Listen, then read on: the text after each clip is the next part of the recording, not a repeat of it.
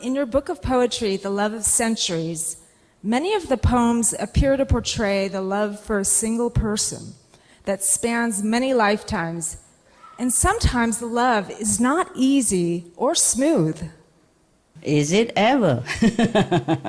Supreme Master, can you tell us why the soul chooses this path? Is it to develop unconditional love?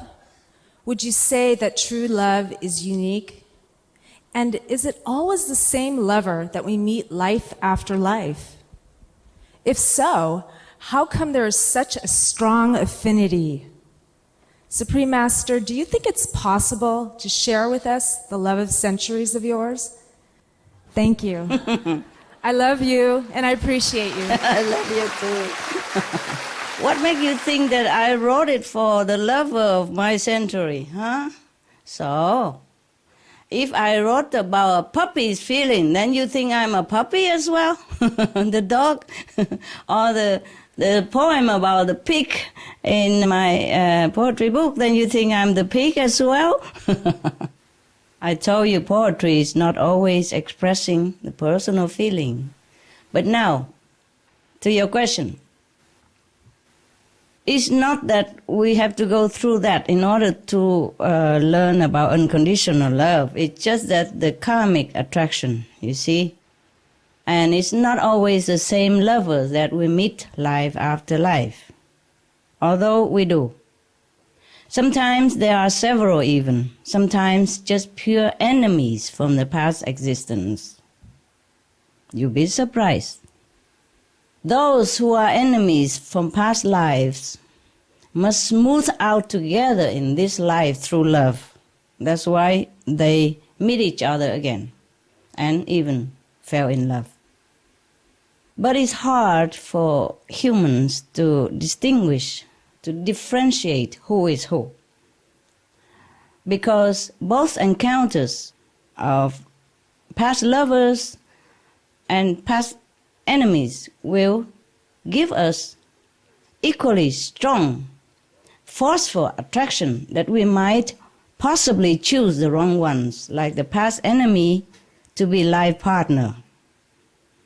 In fact, the attraction between enemies is even stronger than lovers sometimes.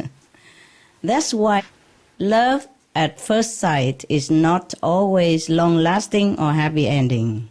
You know that.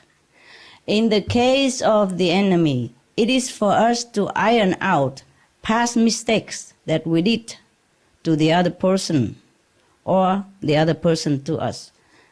Put balm on the injured part of our relationship memories so that love will heal all past sorrow and correct vengeful inclination. That's how the souls make peace with each other, evolved to a higher spiritual level, and redeem the negative traces on their path and add more everlasting energy to the planet. It all hangs together, you see. Now, you'll be surprised, but our surrounding people, for example, like family members, friends, acquaintances, lovers, are varied in friend quality. I call that FQ then, for easy to identify. There are people with more FQ, mean friendly quality, friend quality, or more EQ, enemy quality. But we can change that, of course. It takes a long time. It takes some time. It takes love to change from EQ to FQ, from enemy to friend. But we have to cooperate. We have to try our best, both sides, in order to change enemy to friend. It needs the cooperation of both, person. So it's very difficult to know who is friend, who is enemy at the beginning. It takes a long time and keen observation to verify it. It could be a very painful process. Often we realize it too late. Because enemies people are often capable of making us believe that they are helpful and friend-like. In small ways they are. And then wait until some real important events happen to you. Then you will see their true nature. They either make trouble for you, disturb you so that you cannot reach your goal or you cannot fulfill your business, things like that, or make trouble in your family. Even master's disciples are not all with FQ. You see, quite an astonishing numbers that follow any masters are with EQ, mean enemy quality.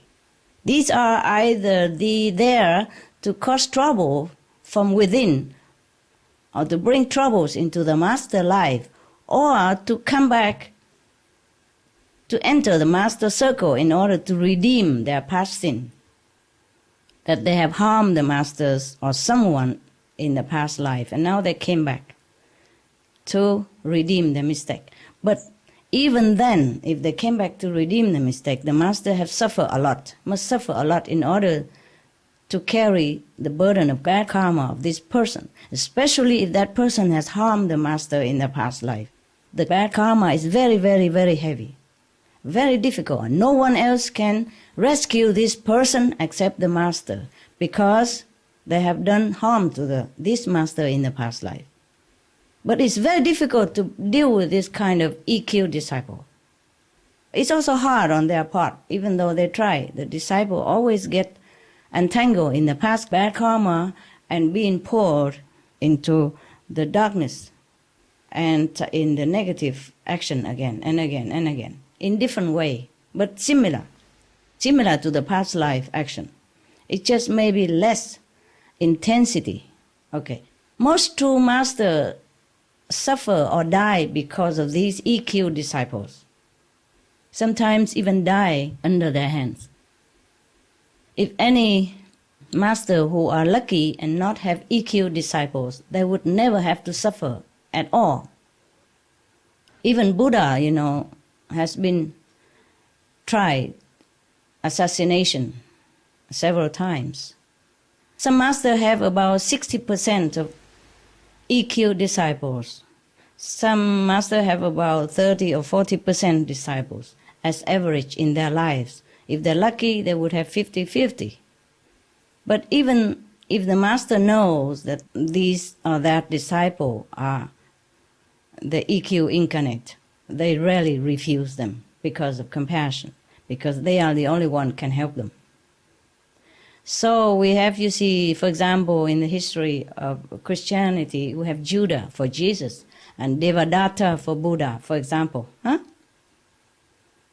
And there was a story in the kingdom of China. There's a book called The Three Kingdoms of China, one of the Chinese great literature.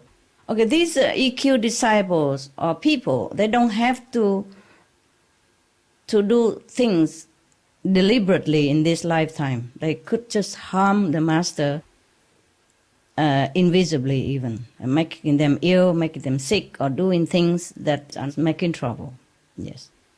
Maybe even with the law, or with the peace in the house, or that the master well-beings, or interfere or obstruct master's mission in this lifetime. Even they don't do it on purpose. They just do it because a habit of the bad karma force to keep pulling them. It's very strong, and if they're not strong enough, if they don't practice well and don't listen to the master instruction, then they will be always, like what you say, the pebble in the shoes of the master. Yes. And the same with the family members. Nah? That's why many families are not happy. Yes. We go back to China. There is a story in the Three Kingdoms. Yes. There was a very wise person named Khổng Minh. He is a great assistant to the king. And because his job has not done, the king still needs him. So he wanted to extend his life for another 12 years in order to help the younger king. So he prepared a ritual for that. There are some ritual you can prepare to extend your life. It could be true. I have not tried. So these are called white magic or black magic stuff, you know. Now, so he prepared like 12 lamps to symbolize the 12 years extension. But before he finished meditation on this course, one of his assistants came in and clumsily extinguished the lamp, one of it. So that symbolized Kongming's life extension is also extinguished with it. So he knew that he cannot stay longer. And then he prepared for his passing. You know, Kongming, this master, he knew this man is bad for him. He knew it long ago already. He knew it from beginning already. But because he still need him to do things. And at the last moment, see, this man came in and he can't avoid that. So he died soon after. Now, to answer your question concerning my love of centuries, even if I have one, what is the use of telling you? Huh? Who is going to believe me anyway, you know? Most humans in this world are all covered up by the dust of forgetfulness. Yeah?